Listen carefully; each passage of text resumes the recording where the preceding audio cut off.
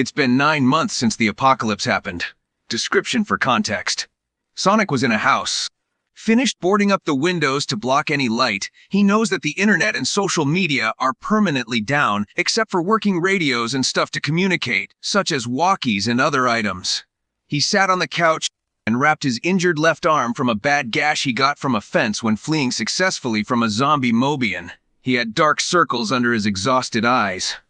Used to being alone for months after the separation of his friends and/or losing them. With treating his wounds, he lay on the couch and looked up at the ceiling, reminiscing the past and his adventures. His friends, everyone. His ears lowered, his eyes were half closed. He was just about to sleep when his ears jerked forward. His pupils shrank as he heard a sound outside his claimed home. He got his gun out and gripped it, sitting up on his couch. He closed his eyes to focus on his hearing. His red, ragged scarf shriveled from his movements.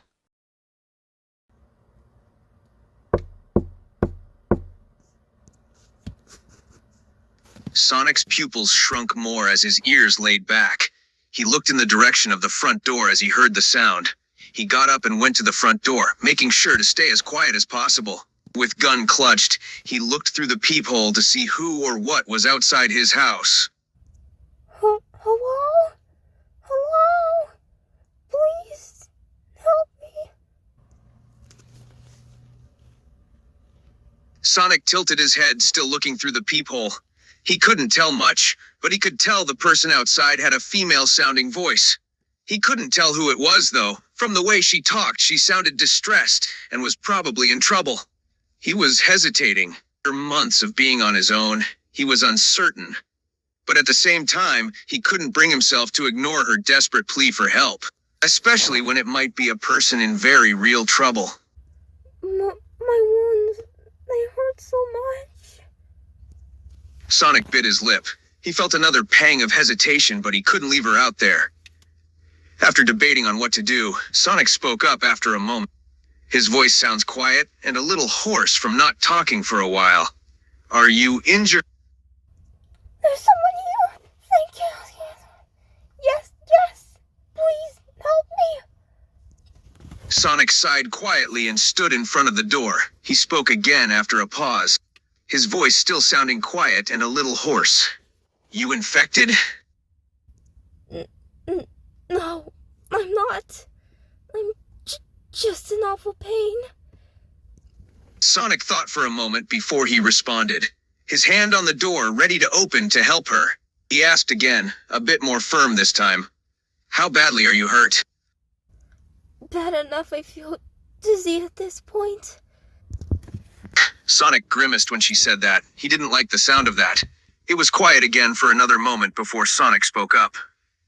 He reluctantly unlocked the door and slowly opened it a little bit, gun in arm in case this was a trap of some sort. He spoke again quietly. Come inside.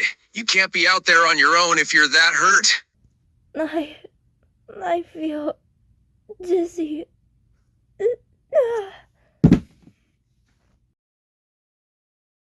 Sonic's eyes widened when she collapsed before he fully opened the door and stepped out. He knelt down and carefully picked her up. He then re-entered the house, closing the door behind him, and carried the unconscious fox inside and over to the couch. Sonic laid her down on the couch and then looked to examine her injuries. He quickly checked her breathing and pulse. It was weak, but still there, showing she was still alive. He also noticed that the clothes she had on were rather dirty, torn, and had some blood on them. He could tell she's been out there for a while. Sonic knelt beside the couch and looked at her injuries.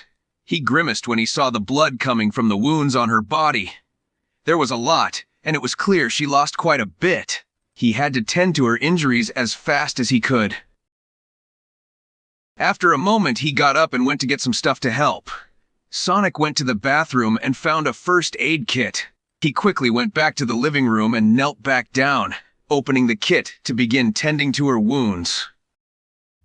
5 minutes later.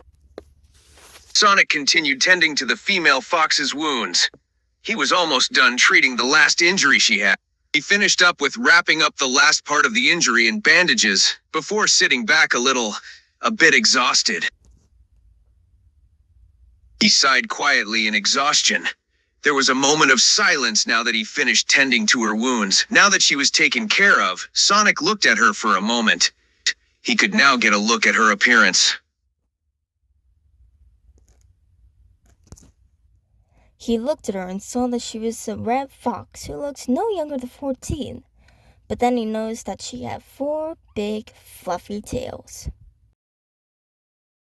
Sonic's eyes widened when he looked at her, even more so when he noticed her 4 tails. He had only met one other person in his life that had multiple tails, and that was his good friend, Tails. His ears twitched before he quickly shook his head in an attempt to clear up any thoughts about his former friend. He also noticed how dirty she was, especially her clothes and fur. It was clear that she'd been on her own for a while, probably even before the apocalypse started. He looked at her for a moment again, before his eyes fell to the ground. He stayed quiet for a moment before standing up. He looked at her for a bit and went back to the bathroom to put the first aid kit away, and also got a towel and a blanket. He returned to the living room a moment later and knelt back down beside the couch.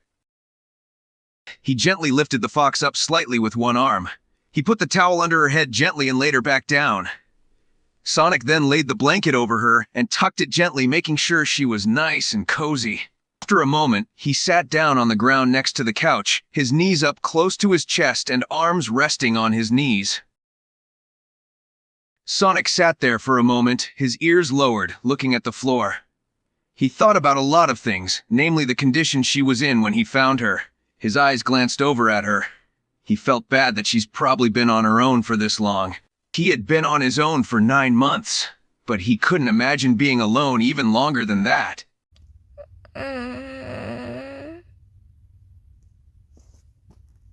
Sonic snapped out of his thoughts by her soft voice. His eyes focused on her, watching carefully to see what she would do, hoping to himself that she would finally awaken.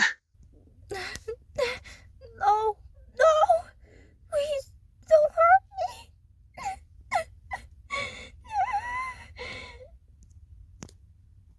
Sonic's eyes widened a little. He didn't expect her to start crying. He knew that she was probably having a bad nightmare, and he guessed that it was about being hurt. He didn't want to wake her up if she was having a nightmare. But he also couldn't just sit there and listen to her talk like that when she was distressed. Sonic slowly reached his hand out. He was about to gently nudge her on the arm to slowly wake her up when a soft whimper escaped from her, giving him a pause. His ears twitching again, hearing her distress while she slept. He slowly pulled his hand back when he heard her whimper. He couldn't bring himself to wake her up when she's having a bad dream.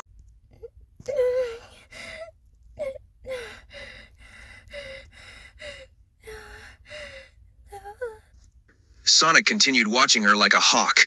His ears perked up at the sound of her calming down as she stopped whimpering. He was relieved that she was coming out of her nightmare, but his ears fell a little when he heard her speak again in her sleep. Mom, you're here. Sonic's ears lowered slightly again. He listened to her speak again, but this time it sounded like she was talking to someone. He watched her carefully until he heard what she said. He almost couldn't believe her choice of words when she spoke. Did she think her mom was there right now? Sonic thought for a moment. He almost considered speaking up, but he didn't, not wanting to ruin what he guessed was a good moment for her in her dream. He knew that she needed some peace after what she had to endure out in that dangerous world. He let her continue to dream peacefully. Sonic had then started to get tired himself. Sonic's eyelids began to feel heavy with exhaustion. He had been on his guard for hours, trying to keep himself awake so he could keep an eye on her. He was also tired from tending to her injuries not too long ago as well.